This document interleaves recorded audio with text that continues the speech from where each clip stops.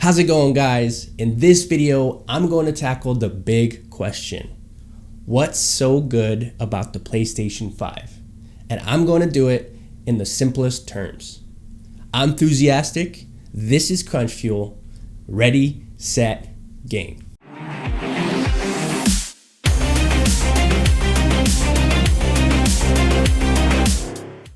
With the release of new generation consoles creeping up, marketing campaigns have gone into full effect.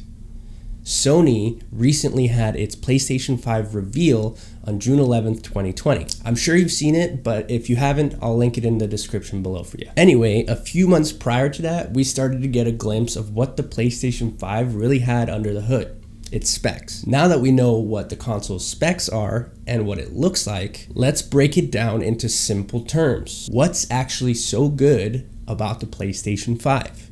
Let's jump right into it. Firstly, the visual design. The console itself visually caught me off guard. I mean, it's white. My first initial memory that it sparked was the PlayStation 1, or the PS1 Slim, I should say, because it was white. After the PS1, Sony has always sported an all-black console. I mean, the PS3 had the silver trim, but it was mostly all black. So why did Sony choose to go white? Well, it's new gen. It's futuristic. It's clear that Sony's trying to make a statement. It's not just going to be better than the PS4. This console is going to bring us into a new age of gaming. Now, for me personally, after looking at it for a while, the white kind of grew on me, so I'm going to get it white probably, but there's rumors of other color schemes, so don't worry if you can't hop onto the white console bandwagon. There will be something out there for you. As for the overall architectural design of the console, it's completely different than any of the other consoles. It's sharp, it's edgy, it's got curves in all the right places. It's really just futuristic. But you know what? I can't believe more people haven't started talking about this yet. The front of the console is shaped like a V. V is the Roman numeral for 5. So the console literally has 5 stamped right on its face. That's dope. And if you didn't catch that the first time around when you looked at the console, you're welcome. Now let's talk performance. A console's performance is usually measured in the following categories: the CPU, the GPU, memory, internal and external storage, optical drive, and video output. Here's a chart on the PS5 compared to the PS4 and the PS4 Pro. I'll make sure to link the chart in the description. It's clear that the PS5 has better specs, but to most people, these are just fancy words and numbers. So what do they actually mean? How do these specs benefit your playing experience? Let's break it down. I'm gonna focus a little more on the standout details or features that caught my eye, not exactly the specific specs. So first, the CPU and the GPU both boast bigger numbers than their predecessors. But what does that really mean? Well, compared side by side, the PS5 is 8 times more powerful than the PS4 and 2.5 times more powerful than the PS4 Pro. But this is just a direct comparison of numbers side by side. It doesn't take into account that the PS5 is actually architecturally designed and optimized for its hardware. So in reality, it's actually even faster and better. The key improvement here is variable frequency. What this means is the speed of the console's performance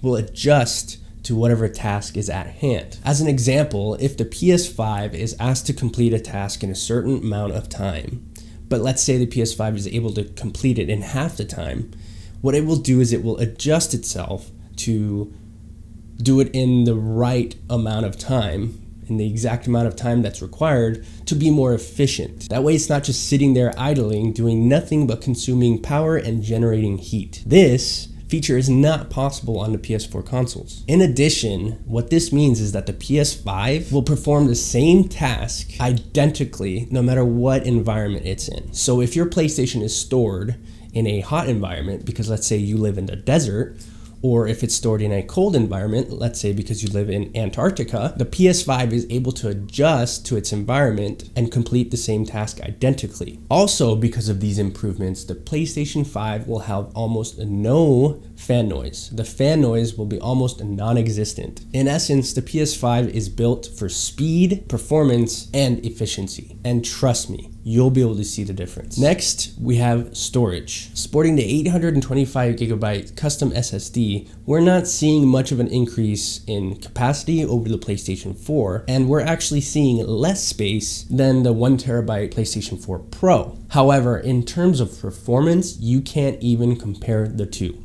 They're completely in different leagues. The SSD, or solid state drive, is a technology that has been used in computers for a long time. But this is the first time that we're seeing it inside of a console. While even a standard SSD off the shelves would actually outperform the PlayStation 4 and PlayStation Pro's hard drives, the PS5's custom SSD is optimized and architecturally built for the PlayStation 5. So it's even better. The performance of the SSD is a huge key component to the no load times that Sony and PlayStation are boasting about. In addition, the developers are running into challenges because the SSD is so fast. They're having to artificially slow down load times to make it more natural, because things like fast travel in a video game would look too unrealistic with how fast it is. That's pretty impressive. Now, if you're worried about capacity, Sony thought about that. So the PlayStation 5, the storage will be able to be expanded with an NVMe SSD in the future. So nothing to worry about there. The PS5 supports 4K resolution at 120 Hz and 8K resolution. Now, let's not get too ahead of ourselves. The 8K definitely does sound nice, and yes, there's a but, this is a forward-thinking capability of the PlayStation 5. Most TVs today don't really support 8K. The focus of today's TVs is still on 4K and will be for quite a while. I mean, don't get me wrong, you can find an 8K TV out there, but they're much more rarely manufactured. They're normally ginormous 70 to 90 inch TVs with equally enormous price tags. They will not be in everyday households for years to come. The focus still is on 4K televisions. Regardless, gaming in 4K at 120 frames per second is going to be awesome, and you will definitely be able to enjoy a much better picture quality than the PlayStation 4. The new user interface is getting a complete overhaul from the PlayStation 4, so we don't really quite know what it'll look like or feel like. However, this is expected as Sony is going into the new age, going into a new generation. So it's really exciting. PlayStation's VP of User Experience Design, Matt McLaurin, stated, and I quote, "As its UI, it's practical first, but it's a whole new visual language and a complete re-architecting of the user interface. More subtle than flashy, but no pixel is untouched." In addition, a patent filed by Sony called the Dynamic Interfaces for Launching Direct Gameplay tells us that the vision of the new UI is a Netflix-style feature that allows quick and easy access to games. This is where the PS5's functionality could have a significant advantage over even the best built PCs. Here are some fan-made mock-ups of what people think the new user interface will look like.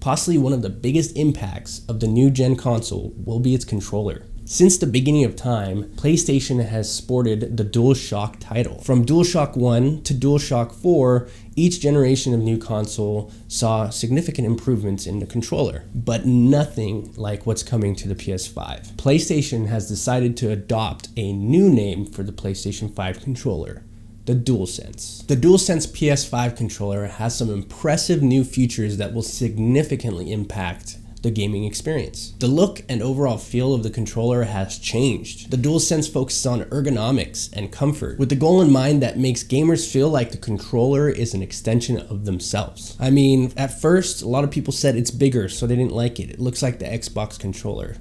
I think, yeah, it's bigger, but I'm sold. I mean, feel like controller is an extension of myself? Take my money. Overall functionality is of course said to be better than the DualShock 4 controller. However, it's the new features that really make it stand out. The controller features a technology called haptic feedback. Haptic technology creates a sense of touch through vibration or force. So technically, the DualShock 4 had haptic technology with its rumble rotors. But instead of the rumble rotors, the PS5 controller sports what's called voice coil actuators. This is the same tech that creates the vibration inside of speakers, enabling them to produce sound. Therefore, what that means is that they're extremely precise vibrations. With this technology, players will be able to feel the specific difference between walking over a rocky terrain versus smoothly gliding over water. That's pretty cool. In addition, the controller features adaptive triggers in its L2 and R2 buttons. This will allow for distinct amount of resistance when pressing those triggers. I'm very excited to see what game developers come up with to utilize these new features inside the controller. Now, we all know PlayStation has a long list of exclusives, from titles like Uncharted to God of War. And with the new gen of consoles, will come with a new generation of PlayStation exclusives that are super exciting. Now, I don't want to get into games too much because everyone has their specific taste on games. So what I will do is I will link into the description the 71 confirmed titles for the PlayStation 5. Now, Sony also revealed that there will be 2 editions of the PlayStation 5 at launch. There will be the regular PlayStation 5 and then a PlayStation 5 all digital edition. The later being probably significantly cheaper. This really goes to show you how much Sony is thinking ahead, because digital is the future. Now, me personally, I'll probably go for the digital edition since I already only download my games. I no longer buy discs, but it's really awesome how Sony is pushing towards that future and giving an option for both customers. Over time, discs are going to completely phase out, and PlayStation just took a step towards that.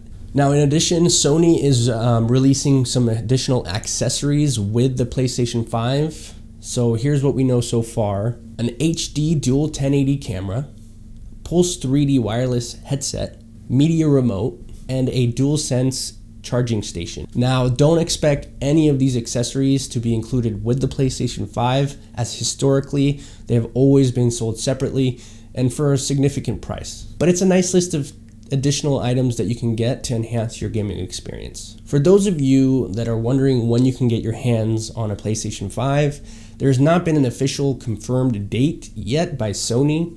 All we know is that it's for sure holiday 2020. However, some leaked sources have stated that the release date will be November 20th, 2020. But as I said, this is not an official date, so it's just speculation at this time. In addition, some leaked information suggests that the PlayStation will be sold for $499.99, with the digital version significantly cheaper, around $399.99. But once again, this is not official from Sony, so take it with a grain of salt. Either way, it's a great ballpark estimation of what you should expect. Thank you guys so much for watching my video. I hope that this helped you get a better understanding of what to expect with the new Sony PlayStation 5. I would like to hear from you guys and gals, so please leave in the comments if you're gonna get the PlayStation 5, and if so, which version, digital or the regular. If you enjoyed my content, please consider smashing that subscribe button and dinging the bell to make sure that you don't miss my latest content.